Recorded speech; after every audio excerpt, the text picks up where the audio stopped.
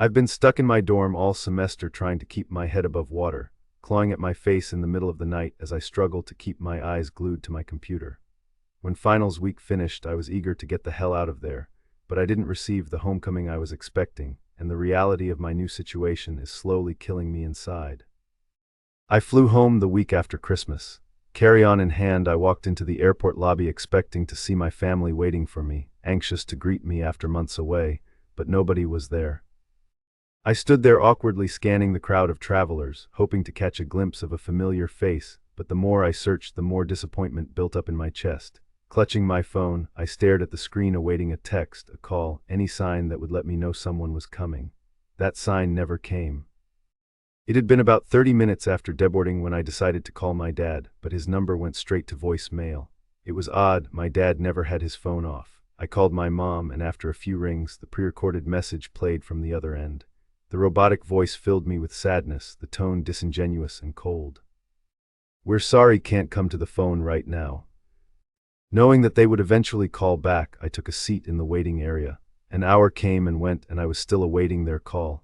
I tried Dad's phone again and perked up when the line actually rang this time. 3 rings later, my dad's throaty voice came through the speaker. "Hello. Did you forget something?" I said, annoyed. There was a pause as I heard my dad's breathing distance itself from his phone. I pictured him playfully looking at the screen, feigning confusion. His breathing returned to the speaker, and I patiently awaited the punchline. I rolled my eyes when it came. "I'm sorry, who is this?" I should have known this was one of his pranks and huffed my frustration through the call. "I'm at the airport. Are you coming to get me?" A second pause came, this time lingering, fermenting in the palpable tension. "I'm sorry, I think you have the wrong number." He's never known when to end a ruse. "Dad." The third pause was just as long and only ended when I heard the jingle telling me that the call had ended. I was stunned. The lengths this man would go to just to play his little game. When I called back, the line rang, but he didn't answer. "I'm sorry, can't come to the phone." I angrily ended the call and dialed again. Once again, the robotic voice greeted me instantly. "I'm sorry." I was fuming. The Uber ride home was not a happy endeavor. A scowl plastered on my face the whole time as the views of town felt sour under the ridiculous circumstances. As soon as I walked through the door, my dad would be on the floor laughing his ass off at the minor inconvenience he caused me. It would be the highlight of his week. The car came to a stop outside our house, the familiar lettering on the mailbox bringing slight relief in the shitstorm that was my life. I was finally home. Luggage in hand, I walked up to the door and gripped the knob, but when I tried turning it, it wouldn't budge. It was the last thing I needed. My fury spilled out through my knuckles as I bashed my hand on the door. "Dad, open the door, I'm here."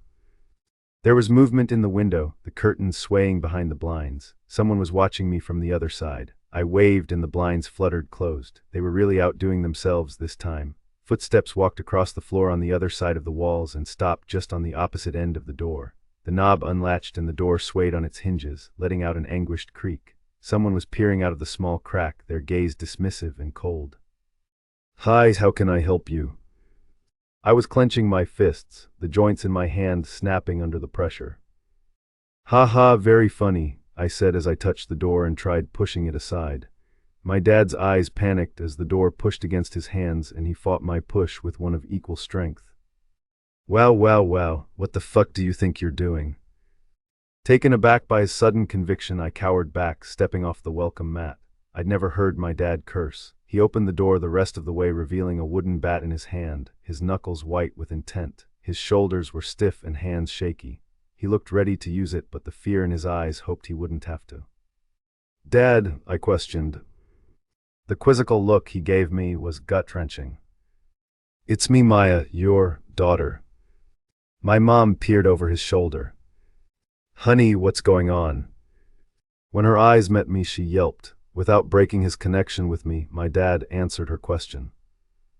"This person says their name is Maya." He paused, still calculating the situation himself. "Our daughter." Horror washed over my mom's expression, and the words snagged in her throat. My dad finally glanced over at her, confirming the apparent absurdity of the situation.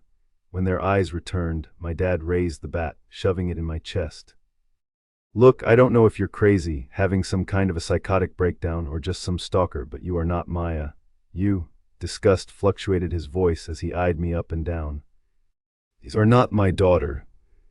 The prank had long outstayed its welcome, and I fought the awkwardness with a fragile giggle, but tears began forming in my eyes. Crackling emotion accompanied the words that left my mouth. Mom, Dad, this isn't funny anymore. My dad bared his teeth, a primal display of anger, a premonition of violence. His jaw unlatched and I saw the fury start to wallow up from his chest, but before he could say anything, a chilling voice drifted from inside the house. Dad, what's going on? She stepped up behind my mom, craning over both of them, trying to get a look at the spectacle at the door. A void formed in the center of my chest as I recognized the person standing behind my parents. It was me. It was like staring into a mirror, the blonde hair, glasses, eyes, mouth, tone of voice, an identical twin, a doppelganger, an imposter. Shock rang in my ears and the world became distant, muted. It was as if a bomb had gone off beside me. I was woozy, fighting not to hyperventilate. The head of the bat pushed the air out of my lungs. Hey, stop looking at her like that, you freak. I had been staring at the duplicate, but wasn't sure for how long. My mom cradled her baby in her arms, protecting the girl, protecting me from myself. My dad gently placed the bat under my chin and forced my face in his direction. Look at me, you freak. If I see you around here or near my daughter again, I will take this bat and smash your head in. Do you hear me? Too stunned to say anything, I just stared at him. The bat shoved me back a few feet. Do you hear me? He growled. My mom held him back. Honey, that's enough. My dad lowered the bat but kept it at the ready. Now, get the hell out of here before I call the cops. My mind sputtered and my feet started moving. It was as if I was on autopilot, as if my body was protecting me from enduring more heartbreak. When I got to the sidewalk, the door slammed and I was left out in the cold, like a piece of trash. I wandered the street for a while, my luggage rolling behind me as I tried to figure out my next move and what the hell was going on. I eventually came across a corner store and shuffled my way inside.